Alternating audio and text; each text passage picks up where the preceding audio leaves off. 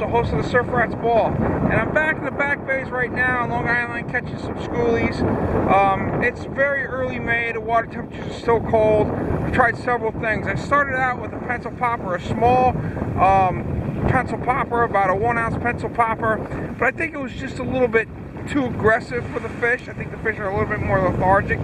So then I switched up to a SP minnow, but I'm only fishing like 4 or 5 feet of water here. So, and there's some weed around, so the SP minnow was getting some weed on it.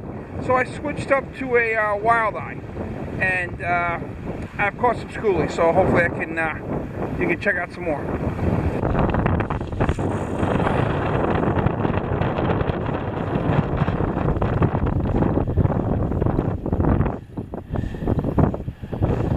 Alright, I got a little crosswind here, and it's I doubt if you can see my line, but it's blowing a little bit left to right. It's really, really important to pick up that line as soon as it hits the water. You don't want it sitting there.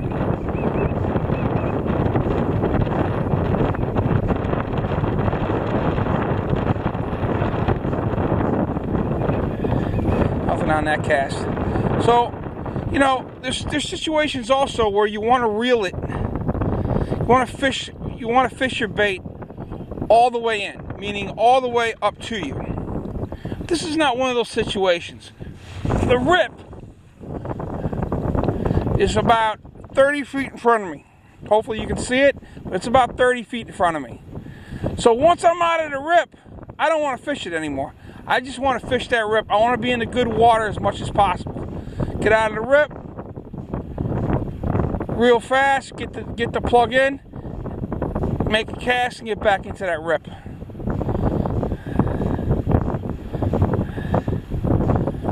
I'm of the philosophy, I want to be in that good water as much as possible. Yeah, sometimes they're right in front of you and they'll hit, but that's more at night and we're at dusk right now. So, sometimes they'll do that in the daytime too.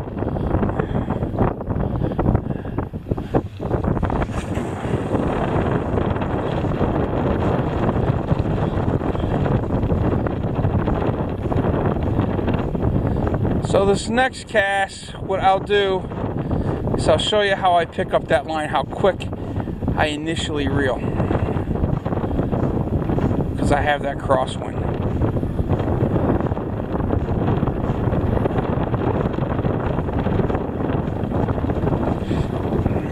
Really nice sunset tonight. Oh man, look at that. God, I love fishing.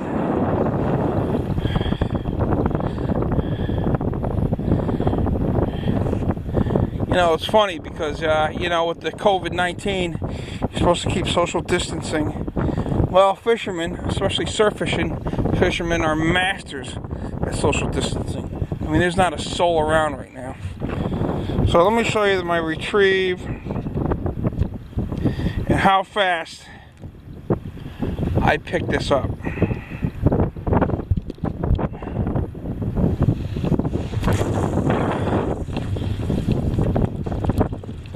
See how quick that is? It's right away. You gotta get on it.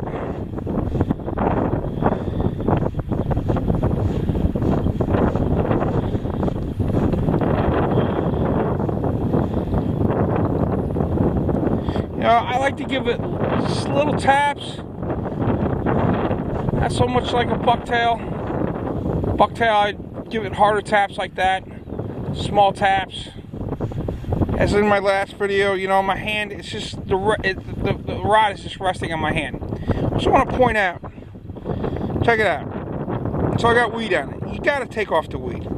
Even if you have a little tiny piece, see that little tiny piece right there? They're not going to hit it.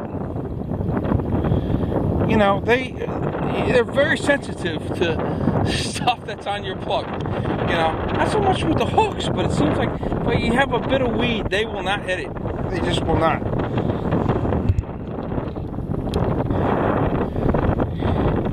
Always watch this with these wildlife. See that? It's only a 1 ounce walleye, I guess. You know, they don't have the greatest hooks. But I've caught some nice fish on the bigger walleyes, you know.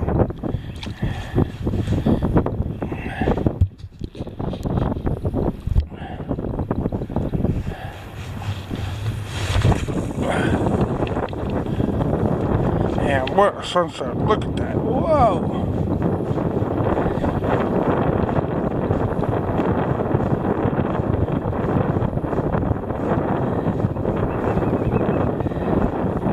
Us surf fishermen were the masters of isolation. The masters.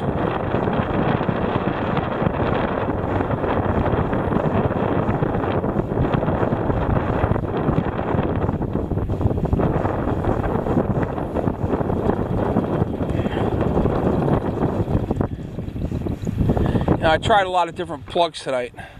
You know, I started out with a pencil popper here because number one, it's top water. You know, it's fun and I can cover a lot of water. And if they're on it, it's a good time. You know, but they weren't. I think the water temperature is a little bit too cold for a fish to be that aggressive with the pencil popper. I switched over to a small Musso darter. And nothing on that. I was getting a lot of weed on it, and went over to an SP minnow. Nothing on that. I was getting a lot of weed on that. So, you know, this was one of the best choices I could have. You know, I could do this or a bucktail. You know, with the Wild Eye, I can ride it above the weed line a little bit, so a little bit easier than a bucktail. So I went with the Wild Eye. You know, bucktail will sink a little bit faster. Bucktail will sink faster than a Wild Eye. So, you know, I don't use a lot of plastics, to tell you the truth. I mean, but this year, you know, well, not this year. This year's just starting, but this spring I have been. It's just because it's the conditions in the areas I'm fishing.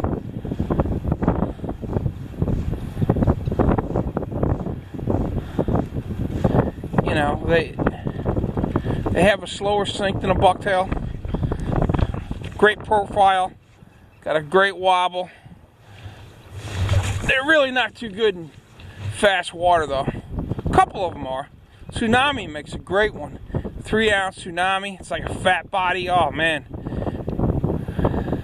No, I don't know what they make them up to, but some tend to throw 3 or even 4 ounces. It's a great shad body.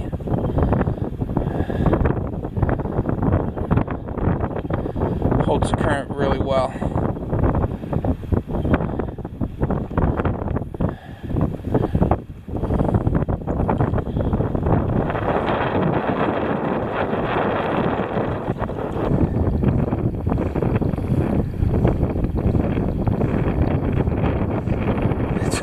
I took out these 2 customers once, and we're out on a rock. It was middle of the night, it's probably like 2 o'clock in the morning. Way back on the south side, 100 yards out on a rock. And, you know, I started singing. And I can't sing worth a damn. I mean, I cannot sing. But, you know, you got to keep yourself company on nights. There's so many nights you're out alone. You know, in the middle of the night, in the middle of nowhere, you got to keep yourself company. So, not only that, you got to keep the bats away. So, you know, I mean, a lot of times I sing to keep the bats away. Hopefully there's nobody listening. So anyway, I forget the customer goes. So I'm saying, I don't know what I was singing. Probably like Turn the Page by Bob Seger or something. And the customer goes, "Oh, we got a singer." We got a singer. It's funny the way you said it.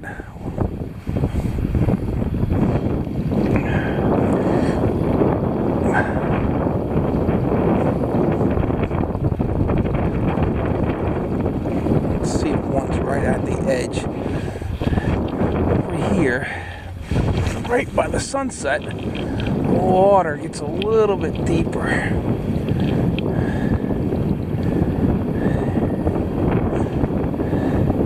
Oh, damn.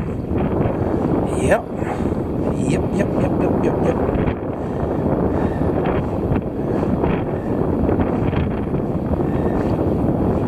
You know, I really don't fish for the fight. You know, I fish for the hunt.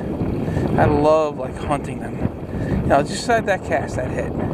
You know, made a little adjustment.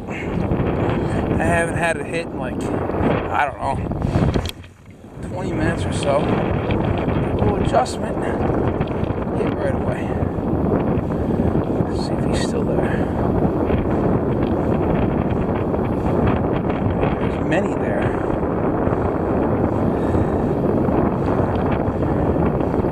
Problem is, you know, I'm fishing with this light lure and I don't know, this wind's sissy wind.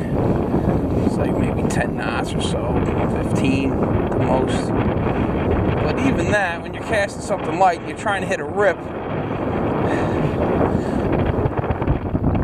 can barely hit it.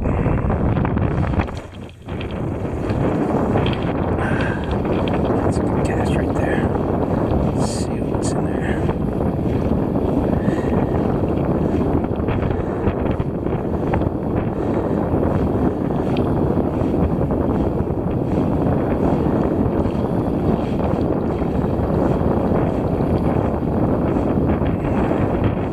Think to yourself, like, you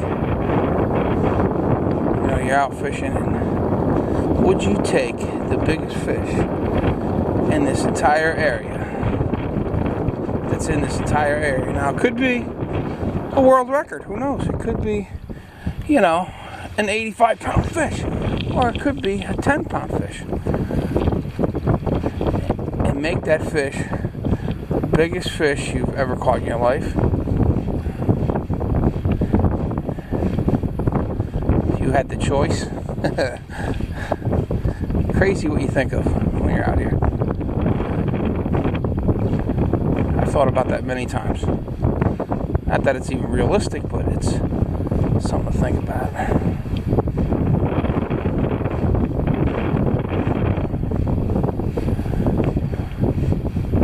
And that fish was right over there. Cast over there.